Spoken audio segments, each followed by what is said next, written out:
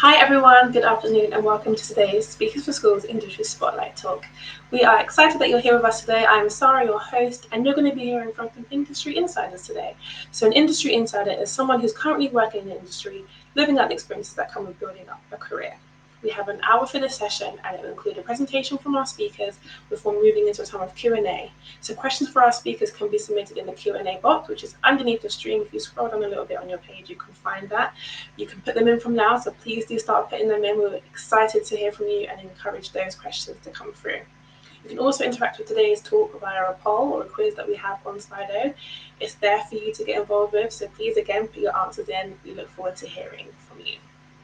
If you have any issues at all during this session, please let us know via the same Q&A box. We do our best to support you in that time also.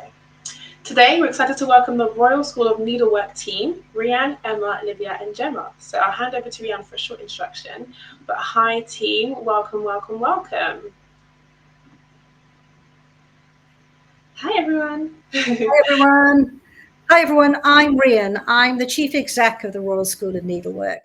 And we're here today to talk to you about the career opportunities in the creative industries involving the world of embroidery. Careers can range from working in fashion, costume, TV, film, interiors and textiles, and also to actually teaching the art of embroidery. Now, can I have the first slide, please? I'd like to start by introducing, you probably need to go, oh God, I can't see them now, the other speakers today. Firstly, I'm going to give a general introduction to the courses we offer at the Royal School of Needlework, which I'm going to call the RSN for short, otherwise it's a long title to keep repeating. And I'll then be followed by Gemma, who trained at the RSN and works in our studio, and she's going to talk about her career journey. And Livia Papianik, who is a degree graduate from our course and has worked on a number of exciting projects she'll talk you through, and actually is now herself a lecturer on our degree course. And we'll end up with speaking to Emma, who's our Director of External Relations, who runs our schools program, and she's going to talk you a bit through that. Can I have the next slide, please? So, with over 150 years of expertise, the Royal School of Needlework offers courses that open doors to a wide variety of career opportunities. We're based at the absolutely stunning Hampton Court Palace, hence the picture, based in southwest London, but we do teach all around the world, both in person and online. We teach all levels, from beginners to advanced tuition. And we offer two professional courses. The first is our degree, it's a BA in hand embroidery, and we also offer something called the Professional Embroidery Tutor Programme. Graduates from these courses have gone on to work in high-profile fields, as I described before, such as fashion, costume production, bespoke embroidery for luxury brands, and also teaching. And some examples of exciting projects that graduates have worked on include working with fashion houses Alexander McQueen and Burberry, through to HBO's Game of Thrones, Lock & Co Hatters, and even stuff for the royal family. And that's to name but a few. We really hope this talk inspires you to find out more about the different career paths available to you in embroidery. Next slide, please. So our degree in hand embroidery is a 3-year full-time course, and it is validated by Kingston University. You can apply through UCAS like you can do any other course. Next slide, please. It is a unique program taught by the Royal School of Needlework, as we said, at the gorgeous Hampton Court Palace. The study is in bespoke apartments on the top floor of the palace. You can actually see the square where you've got the round circle in the centre, where some of the spaces that students study in are based. And these are some of the views that we look out onto, so it's not a bad place to study. Next slide, please. It's a unique program taught by all of us, and it's an absolute springboard to a creative career in fashion, interiors, and textile art. And it combines traditional hand embroidery methods with contemporary approaches. We have small groups of students averaging 20 plus places per year, so you form a really strong community bond with others on the course. Next slide, please. Art and design is a fundamental part of the program, taught alongside traditional hand embroidery techniques, which are taught by RSN trained tutors. No other degree course anywhere offers this as part of their curriculum. And don't worry if you come to us as somebody that's really interested in textiles and don't have much experience with stitch. Everyone's taught from beginner level to advance, and you will learn with us and alongside other students. We'll really encourage you, next slide please, sorry. We'll really encourage you to work experimentally and challenge your creative hand embroidery practice to achieve ambitious design-led projects. We have lots of industry projects and competitions for you to enter with amazing links with industry partners. We work with fine artists too, and recent examples include Ruben Montini and Susan Aldworth. You can see from some of the images we're going through now how diverse the work is that the students produce. And the areas can include, and it's wide, sustainability, climate change, narrative, design, body ornament, couture, fashion accessories, costume, interiors, and fine art textiles. In fact, hand embroidery is so diverse, you can connect it to any context. Jenna, we're just looking at now, she actually uses recycled materials in her embroidery, which are of endangered species. And then you probably all assume that it's mainly done by women and young women who become embroiderers, but actually young men also take the course. So it's open to everybody, as we're trying to say. This course is accessible and open to everybody. And you can just get an example of some of the gorgeous couture costumes that are produced as part of the course, really high quality and high standards, and that we work with celebrities to off the Great British Sewing Bee. There's prizes to be won too. You can see competition prizes as well, in terms of what you'll be eligible for. And the kind of caliber and creativity of the work is, there are many examples of that through all these different slides that you can see. Now, I'm just going to say a few more words about the Professional Embroidery Tutor Programme, which again is a bit of a mouthful, so I'm going to call it PET for short. So that's where you know when I'm not talking about my dog, I'm actually talking about this Professional Embroidery Tutor Programme. This is a course for anyone seeking a career as a professional embroiderer and tutor. Again, it's a 3-year program, but that actually combines 2 days of teaching on site at Hampton Court, but then work also in your own time at home or elsewhere, building an exceptional portfolio of work. So it gives the student more flexibility. And if we could just walk through some of these slides, please, Sarah. There are some examples of work done by students, all of whom are now graduates and actually have become tutors of hand embroidery for the RSN, but also for other organisations as well, and for themselves. They can work independently. The RSN is renowned for its expertise in hand embroidery, and under the guidance of its highly skilled tutors, students on the PET programme are trained to the highest levels in technical hand embroidery. As well as to technical hand embroidery, the course covers art and design, business skills, as well as teaching practice. It's a specialist course with a maximum of 6 students per year, so you get a huge amount of attention. As part of the intake each year, the RSN awards a scholarship to a deserving individual in financial need who shows the potential for excellence in the art of hand embroidery. Supporting young talent in the future, the scholarship is aimed at 18 to 25-year-olds. And please get in touch with us after this talk. You'll see the website link if you're interested. So the RSN has been supporting careers in hand embroidery since it was founded in 1872. So we've been doing it for a long time. Many of our students who've been trained by the RSN are now RSN tutors and also work on our degree course, like Livia on the degree course or Gemma in the studio. I'm now going to hand over to actually hear what it's like to have pursued a career in hand embroidery. So Livia, over to you. Hi everyone, I'm Livia, and if we could go on the next slide please, Sarah. Yeah, so just a little bit about me. I'm a textile and embroidery artist, and I work across a lot of different careers with embroidery, which I'm going to go through with you today. I actually went to the Royal School of Needlework and finished in 2018, and before that, when I was about your age, I was doing textile GCSE and textile A-level, and it was my teacher that told me about the course. And I didn't really know where I was going with embroidery, but I just thought it actually opened so many doors that it was just what I decided to do. I then went on to also do a master's at the Royal College of Art after my BA, and I've been now working for the last 3-4 years as an artist and designer across fashion, interiors, and textile art. Next slide, please.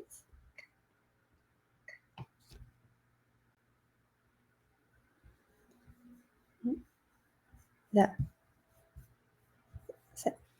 So one of the areas that I work as is in community art engagement. And this is a really good example of showing how embroidery can be in so many different areas. So actually the first two pictures on the left-hand side show a project I was doing a couple of years ago where I was collaborating with two artists, and we embroidered and told the story of local people of Thamesmead. And we actually worked with RSN students to create embroideries of the stories that we collected. And then those embroideries were all digitalized and printed on a huge hot air balloon.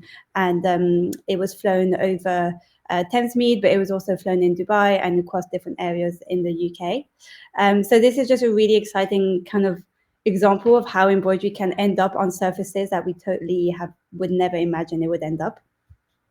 And then on the right, and then on just on the previous slide, yeah, on the right is just another example of community art engagement with embroidery and textiles.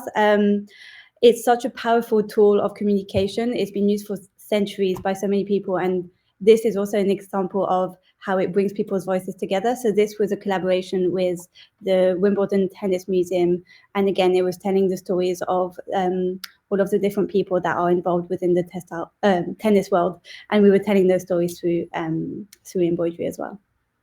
Next slide, please. I also work as a freelance hand embroiderer, and I've actually been working as a freelance hand embroiderer since I was still a student at the Royal School of Needlework. A lot of us start working for fashion houses in second or in third year, which is really, really good because then you carry on working and establishing those connections when you leave.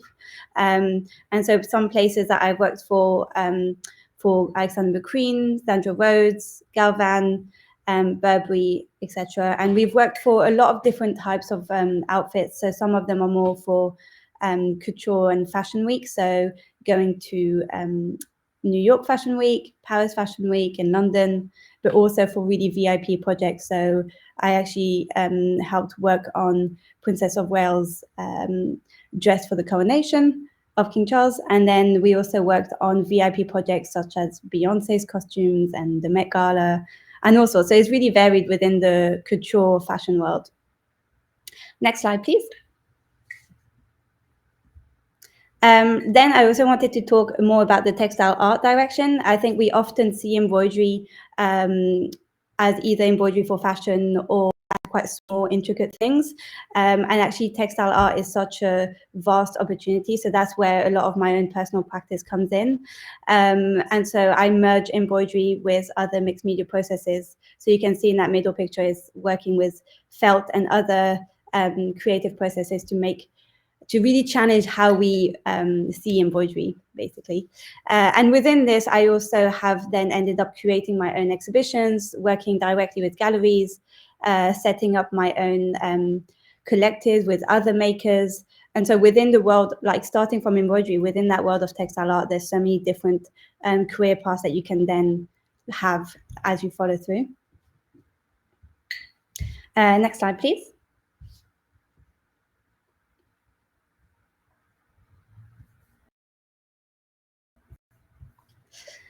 Then some of the other collaborations I've worked on, again, starting from with embroidery skills, it's actually been extremely reputable. I think embroidery is something that's quite unique within a CV.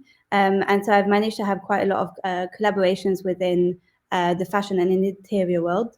So for example, in 2022, I worked with a tailoring company on Savile Row, which is called Huntsman & Sons, and I worked with them to create two lapel designs, and those were bespoke embroidery designs.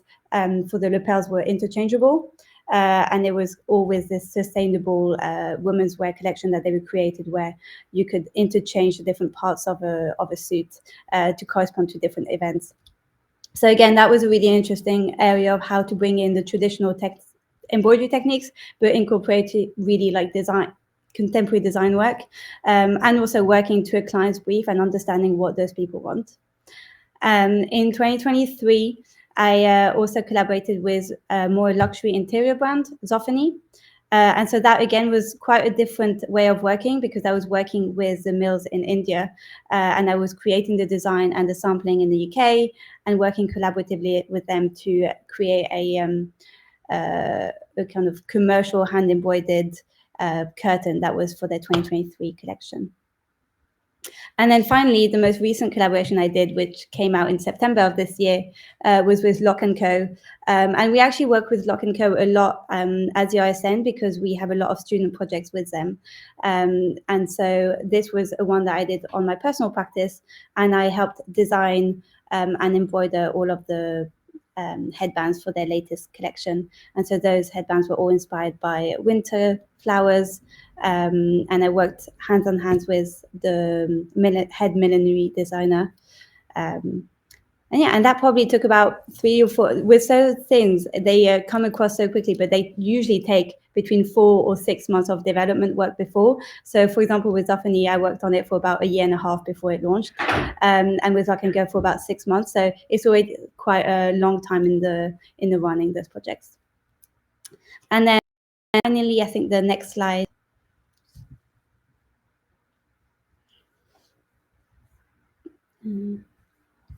And then I just wanted to kind of give it back to full circle of how I ended up here teaching on the degree course at the Royal School of Needlework. I ended up doing teaching straight after I finished at the RSN in 2018, kind of going back to universities and doing one-day courses, and then gradually doing some more like 1-week classes where I was teaching embroidery. And this is what's quite unique with learning such a specific craft. It's really sought after, and there's really something specific that you can teach people. And what I loved with embroidery was more the experimental kind of approach to embroidery and how you can approach it in so many different ways with different materials, different scale. And so I ended up coming and teaching on the degree team last year. So it's been 1 year since I started, and so it's kind of full picture of where I was in your position and how I ended up where I am now.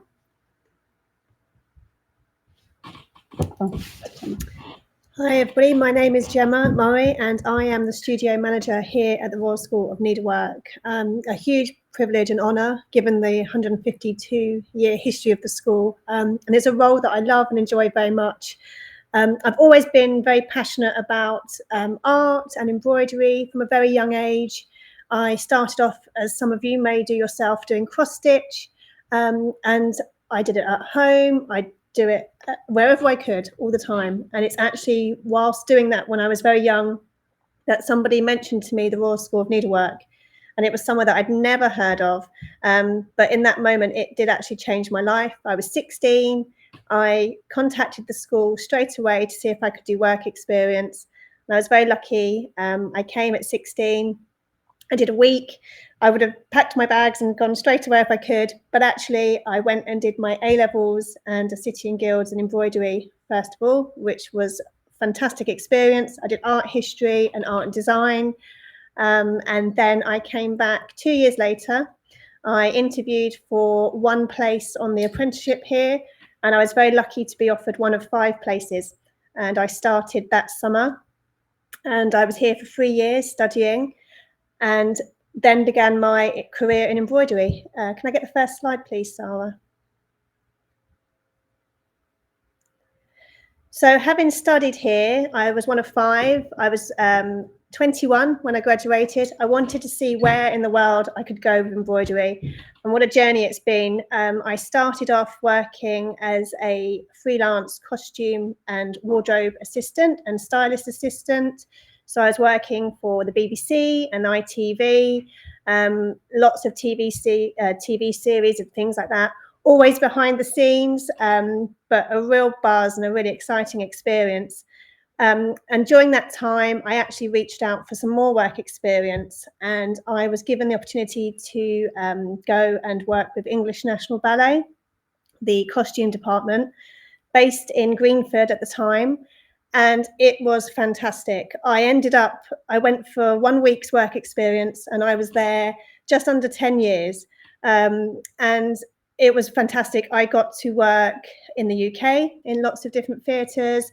I got to work overseas in China, Hong Kong. We did Swan Lake in the Palace of Versailles.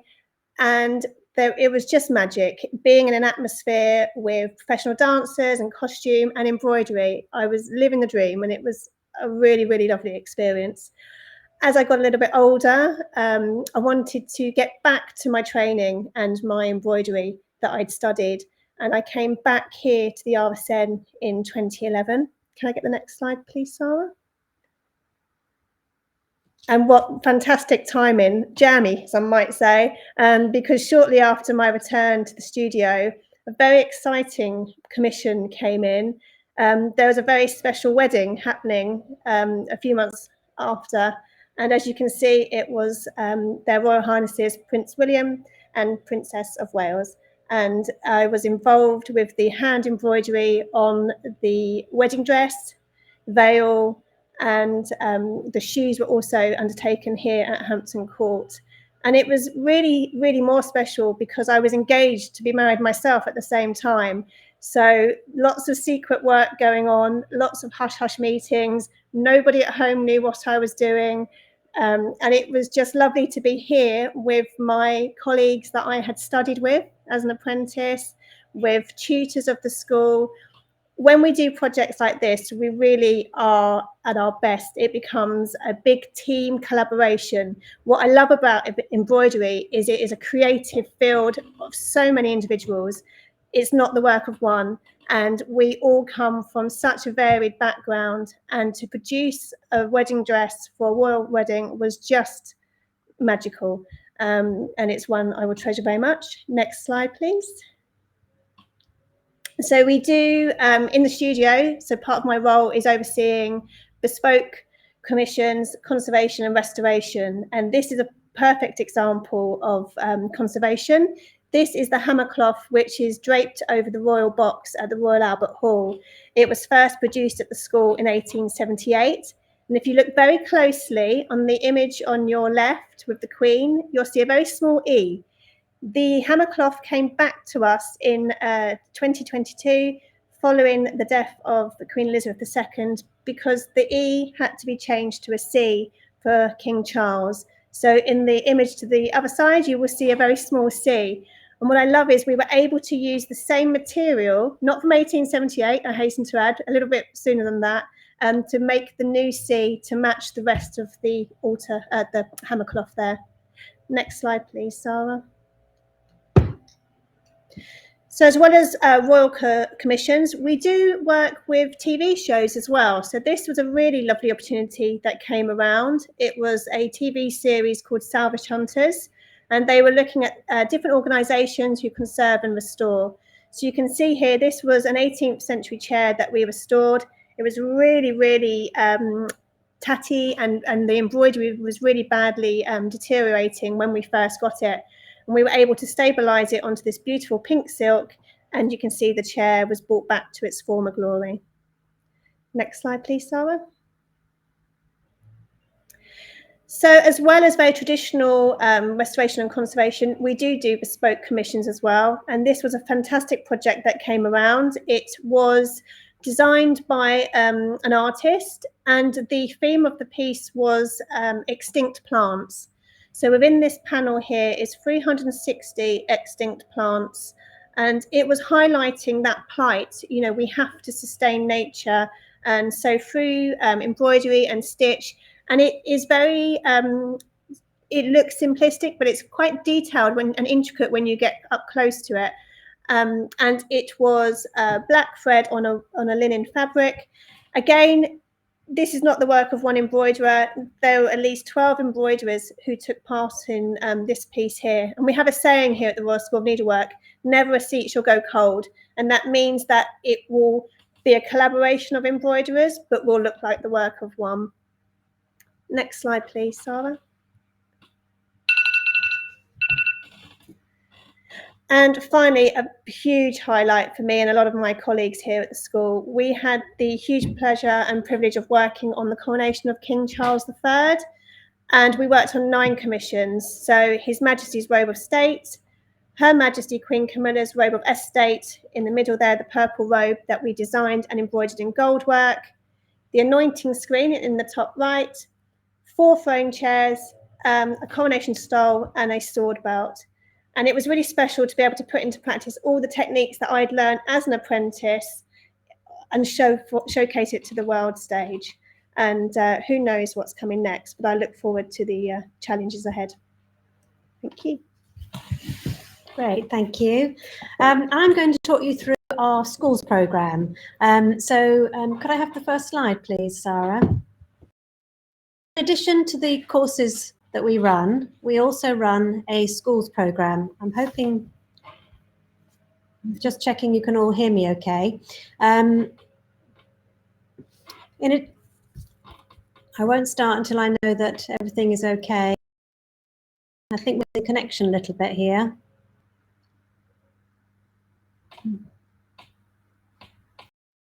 Great, all good. Thank you, Sarah. So in addition to the courses we run here, we run a schools programme, and it's called Embroider a Selfie. Now, the idea behind the programme is to encourage you in schools to get involved in Stitch. And we supply ideas, inspiration and resources to schools. The Embroider a Selfie project is themed around self-expression. So the ideas that we have and the tools that we give you are around these two themes of Stitch a Selfie is the first one, which you can see here. So children are encouraged to put down their mobile phones and stitch themselves, their face, a part of their face, a member of their family, or even a celebrity, and then to be really creative with that. So you can obviously stitch onto fabric, but also, as you can see here, we actually stitched on sieves for this particular project. Next slide, please. This project has been going for about 5 years, and we try to update the theme. So the Stitch a Selfie was the first theme that we did, and the second theme that we've introduced is to stitch a power mantra. So this was actually encouraging children to use a word or an expression, something that motivates them, inspires them, or even something that challenges them, and to stitch that onto fabric. And with the video resources that we provide and the ideas, it also gives them a really good guide on what kind of stitches and how to decorate those particular words. As part of the pack, we actually also give free embroidery supplies. So if any schools are interested in getting involved with this, you can email us and we will provide the email to you afterwards. Next slide, please. So one thing to say though, you've had obviously lots of inspiration here from everybody that's spoken, but inspiration is everywhere. Grab ideas as they come. There's exhibitions all around the UK which feature textiles, from the Fashion and Textile Museum, which actually we had an exhibition ourselves with in 2022, the V&A London, but they're all over the country. You've obviously got the V&A in Dundee. We work quite a lot with D-Day Story Museum in Portsmouth, because they actually have something called the Overlord embroidery, which is an incredible piece of embroidery with 38 different panels, which actually the Royal School of Needlework did in 1968. Well, it took us longer than a year, not just for 1 year, to stitch all of those. But it depicts the D-Day landings in World War II. So if you get a chance to see that, that is absolutely incredible.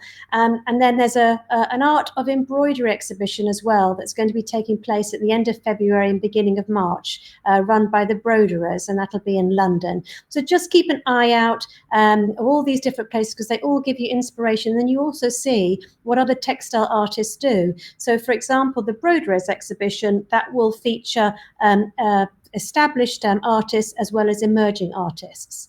Next slide, please.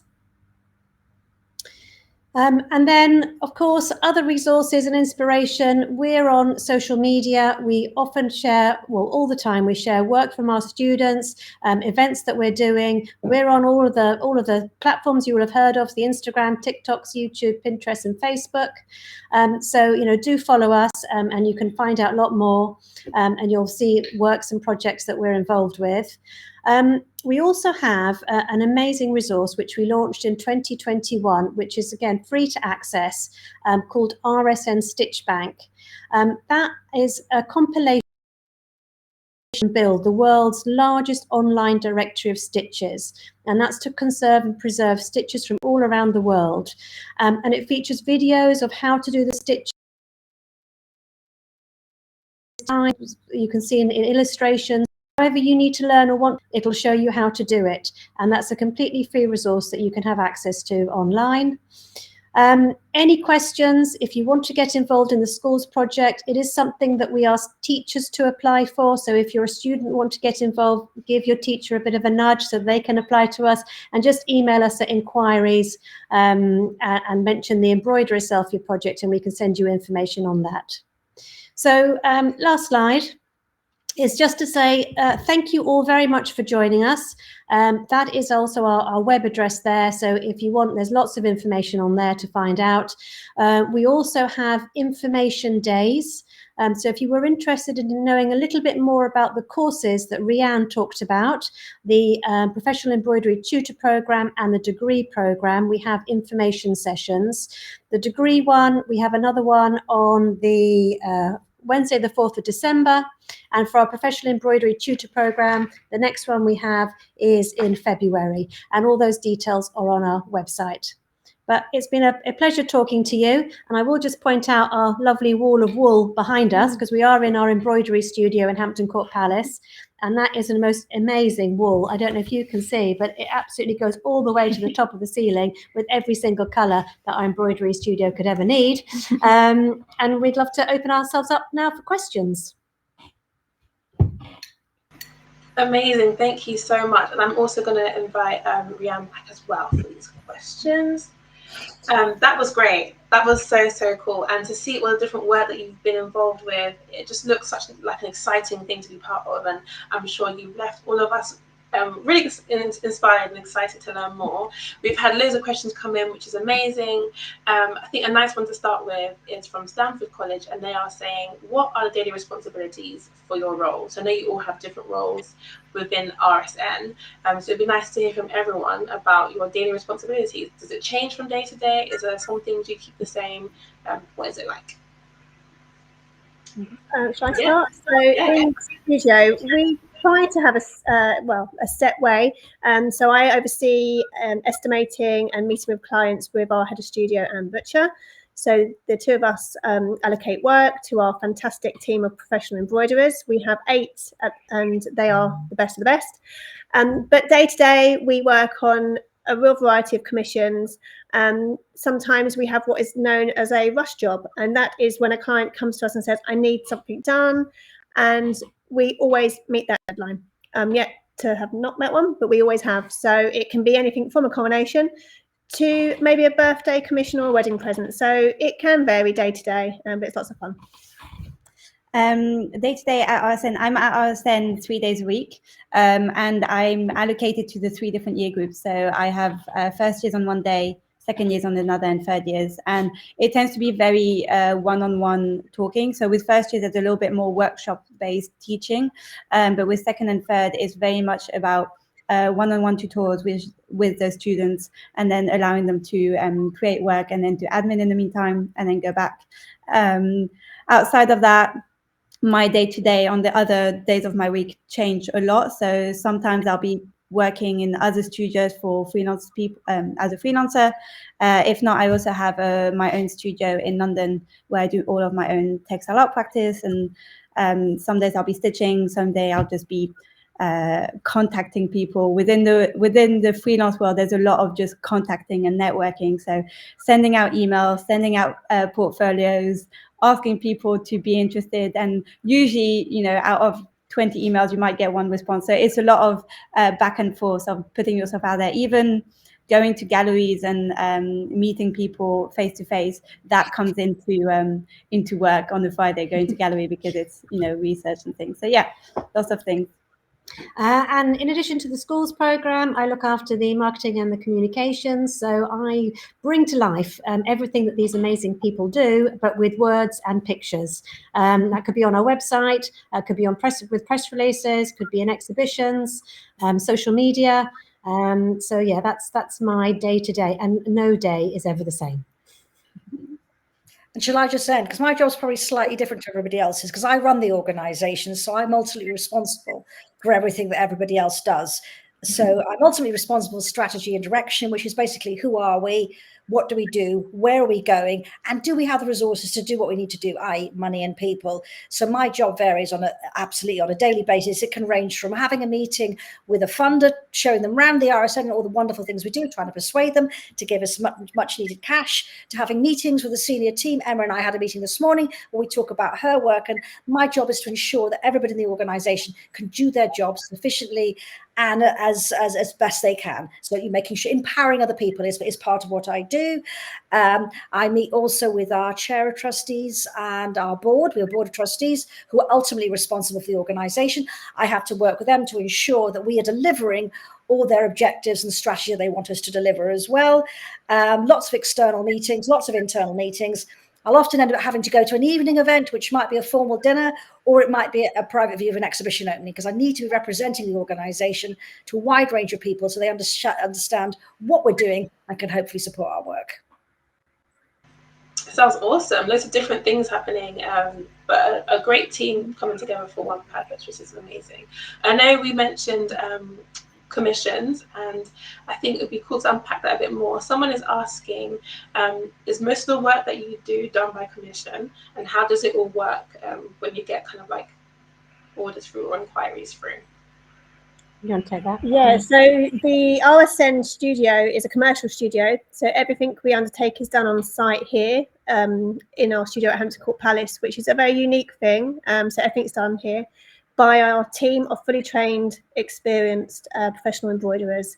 So commissions are charged out to the client, and we always can start with a simple phone call or an email inquiry. Somebody may say, I have this piece in mind, can you do this? And it can be a variety of people as well. It can be National Trust properties, stately homes, royal family members, day-to-day, everybody like ourselves. We had a lot of interest after lockdown because people were in the attic getting pieces out. So people would send photos and say, I have this sampler, can you repair it?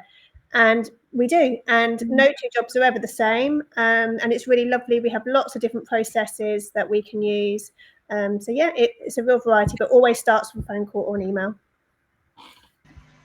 Amazing. I love that. Kind of like superheroes, like save the day. I have two questions here from Royal School. So they would like to know more about the opportunities that come from work placements during the degree course. But also, do you have any advice for students who are looking to gain work experience or employment in textiles and fashion?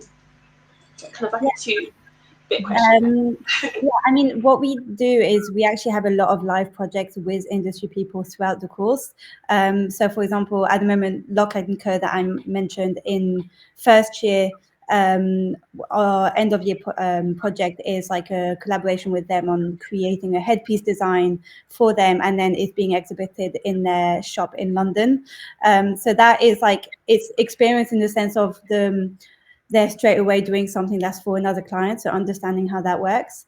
And then from that relationship, we ended up having 2 students that had an internship with them for 2 weeks in the summer. And then we also do a lot of work. Our students do a lot of work for fashion houses, a lot of the time because we've got a big reputation as embroiderers.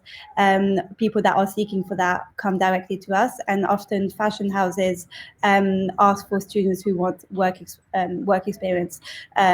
So usually they go and work with them for a couple of weeks. And what's really handy with those is that those relationships we always say at the degree program is that we treat you like a professional embroiderer the minute you arrive on our degree course, because we will send you off to work for other placements. And if you keep those connections going, you can then keep that career like after you leave. I started working for McQueen whilst I was in second year of my degree, and making sure that treating myself professionally and making sure that I keep that professional contact meant that I was able to grow on that career the minute I left. And we always have, I mean, for example, we already mentioned it, but, you know, our collaboration with the artist Susan Aldworth and Ruben Montini, which were more textile art. We've had people from costume coming to us to create pieces. So we really try and connect with as many different people within industry, and always entice them to come and give feedback to our students. So Alexander McQueen have a project with us in second year. And so for the whole second term, our students are creating samples that are for that brand, with that brand ethos in head. And Alexandra, who's the head of the embroidery department at Alexander McQueen, actually comes and gives a tutorial feedback to our students. That he came twice, and so that's really valuable feedback from someone from the industry. And it's also an opportunity for him to understand what our students do, and to pick up anything that he likes if he sees people that he's interested in. Amazing, very hands-on. Newlands Girls School are asking, how can you get recognised for your work other than using social media? I mean, again, it's lots of different ways. So social media obviously is a really easy tool, but going to events and talking to people, the number of times where just simple conversations from you know, going to an exhibition, explaining what you do to someone, usually saying that you do embroidery or textile, really takes people by surprise. So it's quite an easy conversation starter. And usually they ask to see some photos of your work, and then you never know how this conversation can keep up. So always keep people's emails, keep people's addresses. I've had some of those collaborations I've mentioned, then came, you know, I got them 3 or 4 years after talking to someone. So you never know when putting yourself out there will come back. The other thing, just to add, actually, so with our degree course, our students also get to exhibit themselves at Graduate Fashion Week and New Designers. So it's another opportunity for them to show their work, and they showcase their final major projects. So that's just a great opportunity for them to, and as I say, showcase their work. It is about knocking on doors, hear that, but it is perseverance. We've all been there, we've all had to do that, and it has, does have its own rewards. And we do help with competitions as well. So especially in second and third year, and in first year, we have things like glove competition, that is like an external competition that we always encourage our students to apply, and a lot of them get a lot of awards and some bursaries from it, and experience from that. So that's always something that we try to help our students get as well.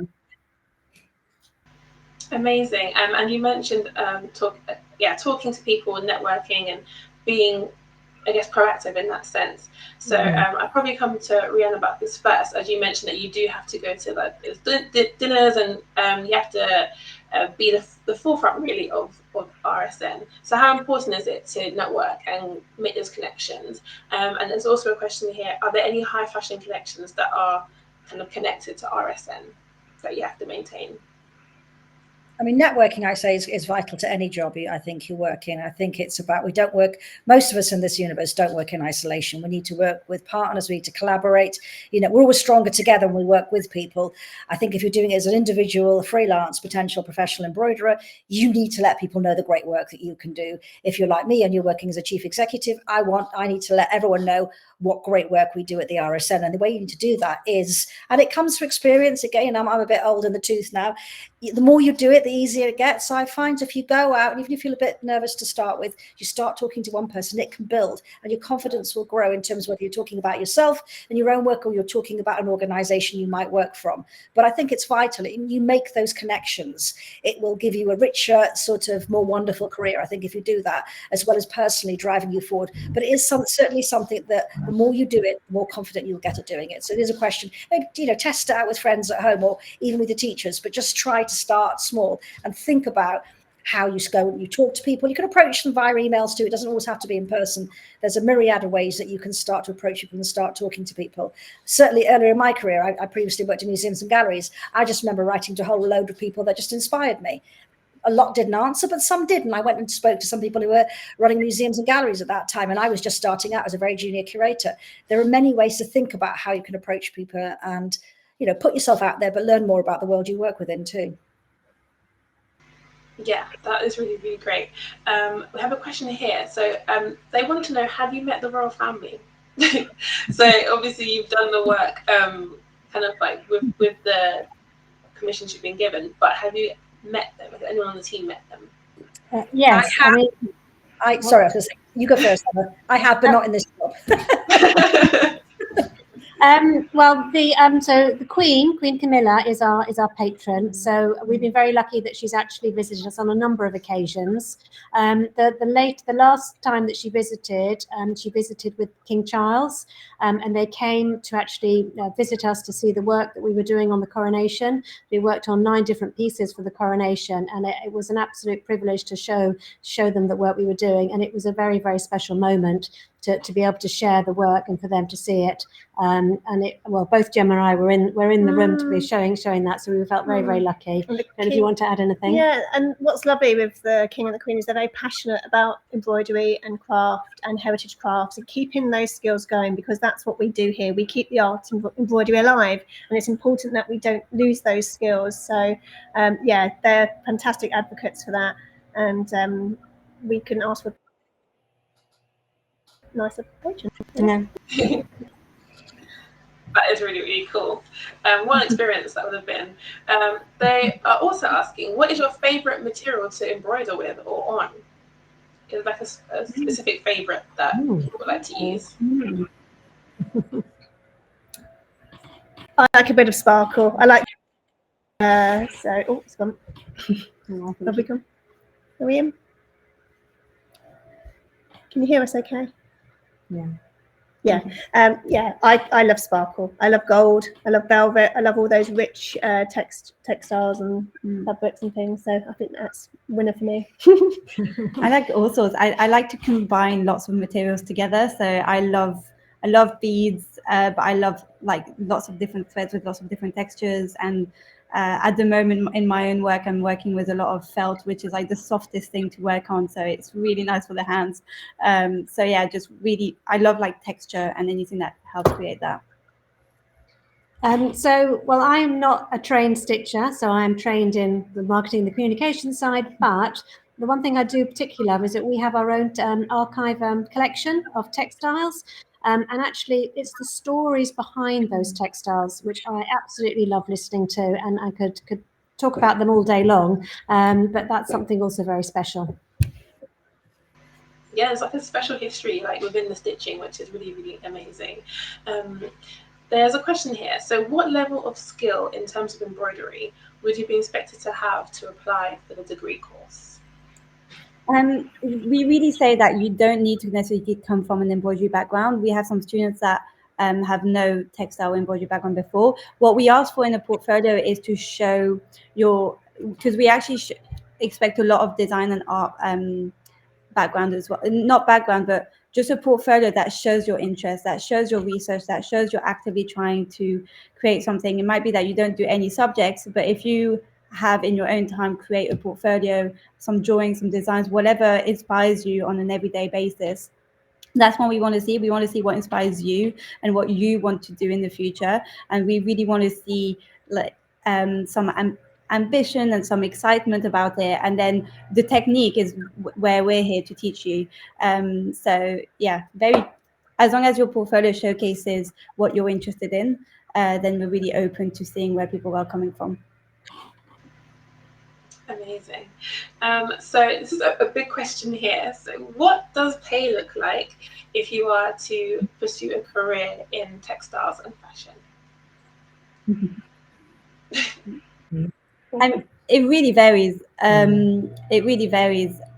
As a freelancer, you set your own pay, so it gradually goes up. I'm not the best at having the same hourly pay for every client. It kind of depends what I can play with, but it's always about. So as a freelancer, I'm usually paid more hourly rate rather than day rate. But then within more full-time jobs, then it's more of a fixed thing. So anything from when you're a student, I would say when people graduate, it's anything between 10 to 15 to then going more down the 20 to 40 is where people within graduation to 5 to 10 years are kind of around in terms of freelance hourly rate. Yeah. Oh, they're fighting with my mute button there. That's really helpful, thank you. And what is the average process?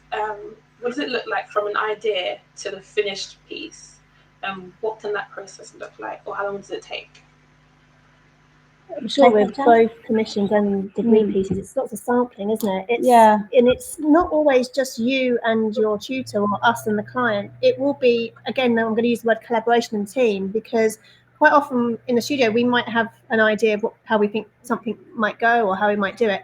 And actually, it doesn't always go that way. So we draw from the experience of each of our team members. A lot of us come from different backgrounds. So I'm costume, we've got engineers, civil engineers, so they've got a good knowledge of maths, which is good for calculating autofrontals and things like that. But it's talking and sampling and practicing and not afraid to make mistakes. Not everything you do is perfect straight off, I'm afraid, but it's about picking yourself up, sampling, practicing, and just learning and growing. And I've been here nearly 25 years and I'm still learning and growing, and that's something really exciting about that.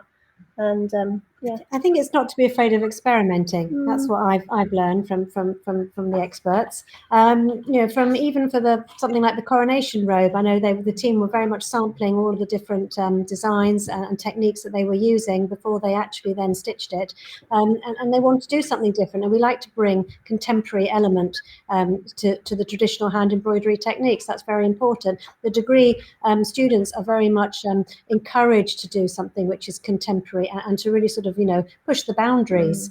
Rianne showed you a picture from Jenna Riddle, one of the students, and she stitched the animals. It was with plastic bags. It was about recycling and reusing. It was a very, very strong message, but she wasn't actually stitching at all with thread. None of that was actually with thread. It's quite phenomenal. So it is all about experimentation as well. Yeah, it's amazing talent. It's really, really amazing. We've got a couple questions before we finish. Time is going so fast. We have a question here. What's the industry standard nowadays with the use of animal fur and kind of like ethics? So you can get lots of substitute furs now. So you use what's out in use rather than having new. We don't handle a lot of, I don't think.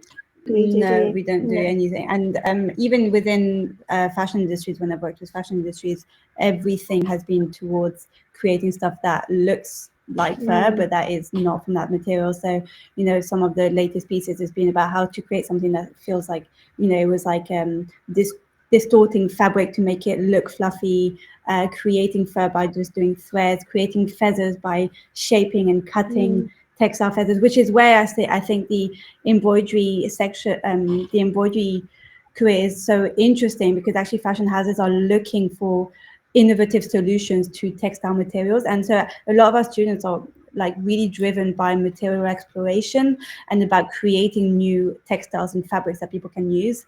So that's an area that's really interesting as embroiderers. That is really, really great.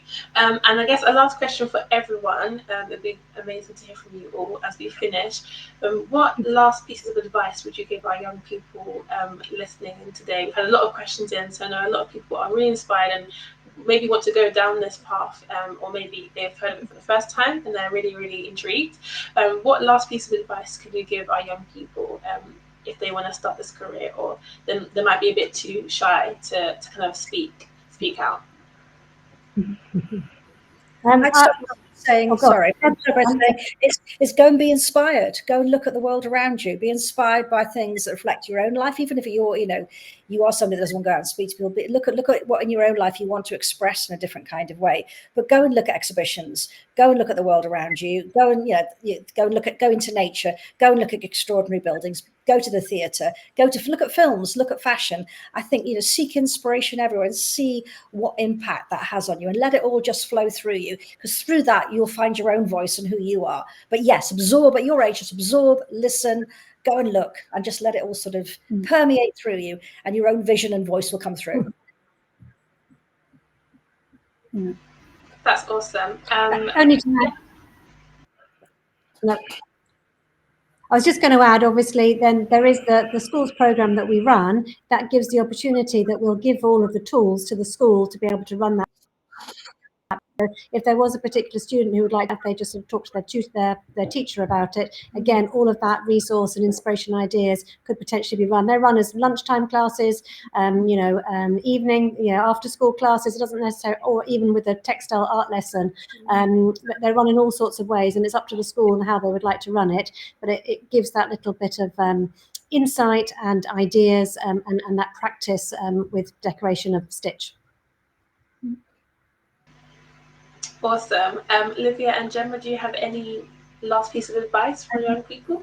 Just kind of adding on to what Leanne said about inspiration, I think something that I always found helpful when I was in your positions was that looking at the people that are ahead of you within 5, 10, 20 years career, and looking at the career they've had. I used to always just look at someone that really inspired me and look at what they did straight after school, look at what uni they went to, what other careers, and then through them you might discover other people that are doing different careers, because this is a really good start to introduce different creative careers. But that's something that in general is not talked about enough, and it's really hard to understand. And so I think if you follow people on social media that you love, go and discover the different jobs that they do, go and really research thoroughly, and you'll be really open. You'll realize really openly what's out there and what's possible.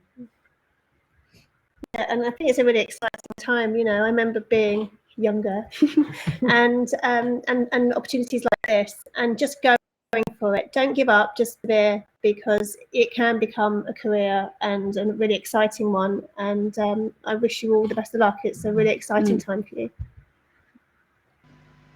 Thank you so much for your time today. It's been really amazing. I've learned so much as well, and it's so cool to have a little view into the day in the life of what you all do at RSN. So thank you so much for your time, and I'll make sure to pass on their inquiries email for our watchers so they can get in touch with you all. So thank you so much. Thank you all, everybody, for joining us. Bye. Thanks so much. Amazing. So just before we finish, I want to just put this up here for those of you listening in. This is our youth council. I want to signpost our youth council. We're looking to add more valuable members to the team. If this is something you're interested in, please do get in touch. Being part of the youth council will help you gain some soft and hard skills, such as communication, teamwork, problem solving. It will also look good on your CV. There's an email address right there at the bottom if you want to get in touch with us. So please do, it'd be great to get some applications in. Unfortunately, that's all we have time for today. It's been amazing to have you all, and I hope you really enjoyed today. There'll be a feedback form sent out by email, as well as the inquiries email for the RSN, so you can get involved that way as well. Hope you have a really lovely rest of your day. See you soon.